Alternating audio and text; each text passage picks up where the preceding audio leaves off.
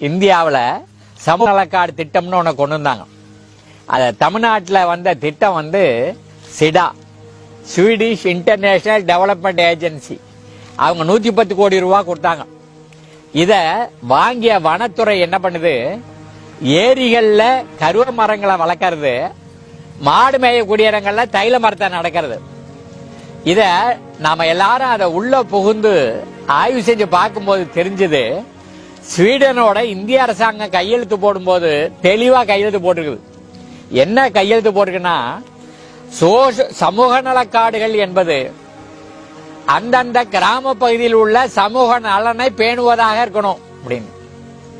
ஆனா ஏரியில தண்ணி நிறுத்தணும், ஒவ்வொரு ஆண்டும் மண்டல அள்ளி கொண்டு போய் நிலத்துல கொட்டணும், குளம் ஆழமாகணும், நிறைய நீர் கொள்ளணும், அதுல போய் கருவ மரத்தை முள் மரத்தை நட்டுட்டா அது வண்டல் அள்ளப்படவும் இல்லை, வயல் செழிக்கவும் இல்லை, ஏரியில தண்ணி கொள்ளளவும் கூடல. அதே மாதிரி மாடு மேய வேண்டிய இடத்துல தைல மரக்கன்றுகளை நட்டுட்டு அதுக்கு கம்பத்தை நட்டு முள்வேலி போட்டு மாட்டை உள்ள போவாதா ஆளை உள்ள போவாதா இப்படியெல்லாம் சட்டம் போட்டு இருந்தாங்க. இதுக்கு பேரு சமூக நல திட்டம்னு சொன்னாங்க. இது சமூக நல காடுகள் இல்ல, இதுல சமூகமும் இல்ல காடுகளும் இல்ல என்ற விமர்சனம் நாடு முழுதும் போயிட்டு இருந்தது. அப்ப தொண்டு நிறுவனத்தை சேர்ந்தவர்கள் என்ன நினைச்சோம்னா, நாம சில மாதிரிகளை செஞ்சு காமிக்கலாம்னு நினைச்சோம். அப்படி குடும்பங்கிற தொண்டு நிறுவனம் அம்மங்குறை காடு இல்லாம மொத்தம் 10 ஊர்கள்ல 10 காடுகள் தரையோட தரையா பொட்டலா போயிட்டத மறுபடியும் மரம் நட்டு காடாக்கணும். அந்த ராக்கதம்பட்டியில மட்டும் 65 ஏக்கர் அந்த மர காடுகள் இருக்குல்ல, அதை அழிஞ்சுக்கிட்டு இருந்ததை காப்பாற்றணும். அது மாதிரிதான் இந்த அம்மங்குறை காடு. இந்த அம்மங்குறை காடு 20 ஏக்கர் 20 ஏக்கரு கிள்ளுக்குளவாய்ப்பட்டிக்கு முன்னாடி இருக்குது. இது 3 ஊருக்கு சொந்தம். இந்த 3 ஊர் மக்களோடவும் பேசணும். அவருடைய ஒத்துழைப்பு தான் ரொம்ப முக்கியம். சமூக நலக்காடு உதயமாகணும்னா மக்களுடைய ஒத்துழைப்பு முக்கியம். 2வது, மத்திய அரசாங்கம் நிதி கிடைத்த போது 2 கட்டளைகளை நமக்கு போட்டாங்க.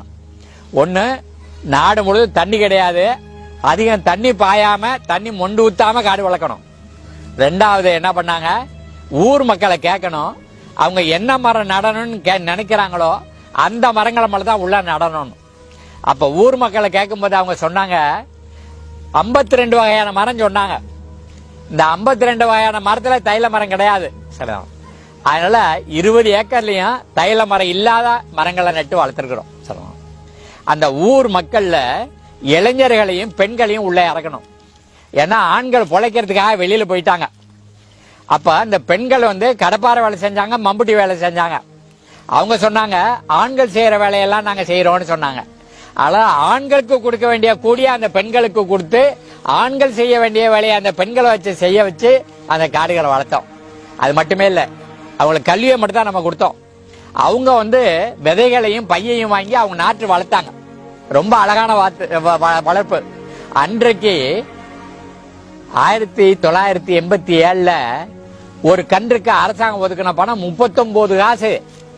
அந்த 39 காசுல இடுப்பள உயரத்துக்கு அவங்க கன்றை வளர்த்து கொண்டு வந்தாங்க. சரி, அத மக்களுடைய பங்களிப்பு இருக்குல்ல, அதுல முழு நம்பிக்கையை கொடுத்தது அந்த அம்மங்குறை காடு. அப்ப என்ன செஞ்சோம்னா, குறுக்க சரிவின் குறுக்க வரப்புகள் போட்டோம். இந்த வரப்புகள்ல நெய்வேலி காட்டாமணி செடியை நட்டோம். அந்த தண்ணி தேங்கி பூமிக்கு அடியில போய் மறுபடியும் கரிஞ்சு ஓடிச்சு. வேகமா ஒடியாந்த பகுதியில் குறுக்க வரப்ப போட்டது மட்டும் இல்லாம கத்தாழைகளை வேற நட்டோம். அவைகளை தாண்டி அந்த இது வலிஞ்சு போலாமுடைய தண்ணி அதை பொத்திக்கிட்டு போயிட முடியாது.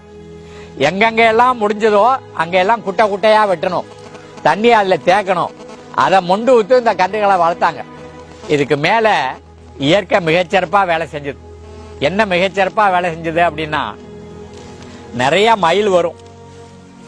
இந்த மயில்கள் வந்து இந்த ஈச்சம்பழத்தை உருவி சாப்பிடும். சாப்பிட்டு போற இடமெல்லாம் சாடி போட்டு போகும். நிலத்தை அது வளமாக்கணும். நாம நட்ட மரங்கள்ல 2 மரம் இல்லை. ஒன்னு வேப்ப மரமும் நம்ம நடல, இன்னொன்னு புளிய மரமும் நம்ம நடல.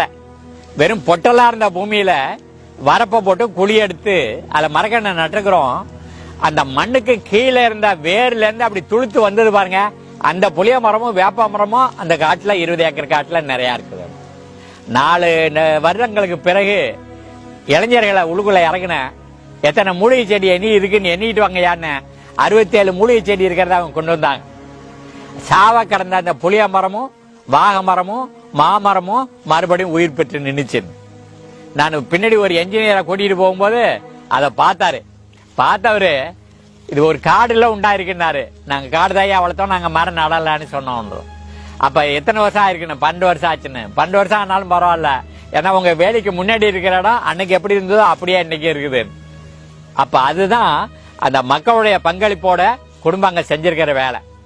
அந்த நம்ம அம்மங்குறை காட்டுக்கு பின்பக்கத்துல கிழக்குலாப்பட்டியோடைய ஏரி இருக்குது. ஏரியோடைய தாவுல நெல் விளையாற நிலம் இருக்கு. அவங்க ஒவ்வொரு தடவையும் உழுது நட்டு கடைசியில சாவியை தான் அடுத்துக்கிட்டு இருந்தாங்க, மக்களுக்கு வைக்கலாவது கிடைச்சுன்னுட்டு. இப்ப அம்மங்குறை காடு அப்படியே தண்ணியை தேக்கி வச்சுக்கிட்டு இருக்குது. தண்ணி அங்க குளத்துல குறைய இது தண்ணி சப்ளை பண்ணிக்கிட்டே இருக்கு. இவங்க அறுத்து எடுத்துக்கிட்டே இருக்கிறாங்க. குளத்து தாவுல இருக்கிற எல்லா கிணத்துலயும் தண்ணி மேல இருக்குது. அவங்க ஆயில் இன்ஜின் இப்ப இது பண்ணி பம்ப் பண்ணிட்டு இருக்கிறாங்க. ஆகையினால இந்த பூமிக்கு நாங்க என்ன செய்யணும்னு நினைச்சோமோ அது செஞ்சிட்டோம். அதாவது நீங்க எந்த பொட்டல் காடனாலும் நீங்க கையில கொடுங்க, அதை காடாக்கி காட்டுறோம். காடுன்னு வரும்போது உங்களுக்கு என்ன நன்மையெல்லாம் இருக்குங்கிறத அம்மங்குறைய பார்த்து தெரிஞ்சுக்கங்க. இதுதான் சொல்றோம். இதை மதிப்பீடு செய்யறதுக்காக வந்த ராதாங்கிறவங்க லீடு நிறுவனத்துடைய இயக்குனர். அந்த மழை காலத்துல அப்படி கொண்டு மேல நிறுத்தினோம் பாருங்க, அவங்க அந்த கார மேல ஏறி நின்று பார்த்தாங்க. அந்த ஏரி முழுதும் தனியா நின்று இருந்துச்சு. அடாடாடா, இது புதுக்கோட்டையில இருக்கிற மாதிரி இல்லையே, இது தஞ்சை மாவட்டத்தில் இருக்கிற மாதிரி இருக்குனாங்க. அப்படியே தான் அந்த மதிப்பீட்டுல அவங்க எழுதினாங்க. கோடையில சுத்து வட்டாரத்துல 10 கிலோமீட்டர் தூரத்துக்கு வேற எந்த குளத்திலையும் தண்ணி கிடையாது. எல்லா ஊர் மாடுகளும் இங்கதான் தண்ணி குடிக்க வருது. அந்த குளத்துல தண்ணியை குடிச்சிட்டு 2 ஆலமரத்தாலையும் படுத்து அது ஓய்வு எடுக்குது. பையங்க விளையாடுறாங்க, ஆலமரத்து விழுதுல ஊஞ்சல் ஆடுறாங்க. அதுக்கப்புறம் தான் ஓட்டிட்டு போயிட்டு இருக்காங்க. அந்த அம்மங்குறைங்கிறது கிழக்குலாப்பட்டியுடைய அந்த காட்டுல நம்ம செழிப்பா நம்ம மரங்களை வளர்த்த போதும் கூட அது அந்த ஊருக்கு மட்டும் பயன்படல, சுத்து வட்டாரத்து மாடுகளே மக்களே அதுல பலன் அடைஞ்சுக்கிட்டு இருக்கிறாங்க. இது மாதிரி நாடு முழுதும் காடுகளுடைய அவசியத்தை புரிய வைக்கிறது முதல் விஷயம். 2வது, கெட்டுப்போன நிலத்தை மாத்துறதுன்னா முதல்ல காடாக்கணும், மரம் வளர்க்கறது இல்லைங்கிறது 2வது விஷயம். இது 2ஐயும் பயன்படுத்தி தான் நம்ம கொளிஞ்சி பண்ணையை உருவாக்கி இருக்கிறோம். 2 இடத்துலயும் கல்லு கம்பம் போடல, கம்பி கட்டல, உயிர்வேலியை தான் ஏற்படுத்தி இருக்கிறோம். அந்த உயிர்வேலி புகலிடமா வேலை செய்யுது. நம்ம வளர்க்காத பறவைகளுக்கும் கீரிக்கும் அணிலுக்கும் அது புகலிடமா இருக்கு. அவைகள் சாணியை கொண்டு வருது, விதையை கொண்டு வருது, புதுசா செடி முளைக்குது, பூமியெல்லாம் வளமாகுது, பயிர்கள்ல வர பூச்சி புழுக்களை சாப்பிட்டு பயிரை பாதுகாக்குது. இந்த 2 இடத்துலயும் கிடைச்ச அனுபவம் இருக்குல்ல, அதை வச்சுதான் இப்ப நான் வானகத்துல கடவுர்ல செஞ்சு இருக்கிறேன். நிறைய பேர் பயிற்சி எடுத்துட்டு போயிட்டே இருக்கிறாங்க. 3 ஆண்டுகளுக்குள்ள அங்க ஒரு காடை உருவாக்கி காட்டி இருக்கிறேன். அதனால ஒவ்வொரு தடவையும் இது மாதிரி வேலைகள்ல ஈடுபடும் போதெல்லாம் நம்முடைய அனுபவம் கூடுறது மட்டும் இல்ல, நம்முடைய திறமையும் கூடிட்டு இருக்குது. ஆனா ஒன்ன மட்டும் நான் மறக்க முடியாது, வாழ்நாள் முழுதும் எல்லாருக்கும் சொல்லி வைக்கணும். இந்த நாட்டுல பெண்களை உயர்வுபடுத்தணும், இளைஞர்களை வேலையில இறக்கணும். அப்படியா நம்ம தொட்ட காரியம் வெற்றி அடையும். காடுன்னு சொல்லும் போது அந்த பாரதிதாசன் காட்டை பத்தி சொன்னதுதான் எனக்கு நினைவுல நிக்குதுன்னு. அவர் என்ன சொன்னாரு? குயில் கூவி கொண்டிருக்கும், கோலம் மிகுந்த மயிலாடி கொண்டிருக்கும், காற்று குளிர்ந்தடிக்கும், நீர் ஊற்றுக்கள் மிக உண்டு, பூக்கள் மணங்கமடும், பூக்கொழுதோறும் சென்று தேனீக்கள் எரிந்தபடி இன்னிசைவாடி கழிக்கும்,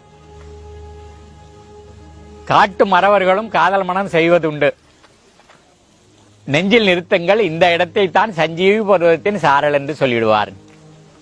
அதுபோல காடுங்கிறதுக்கு ஒரு விளக்கணம் வேணும்னா அம்மங்குறை காடை பார்த்தா போதுமானது, யாரா இருந்தாலும் புரிஞ்சுக்கலாம்.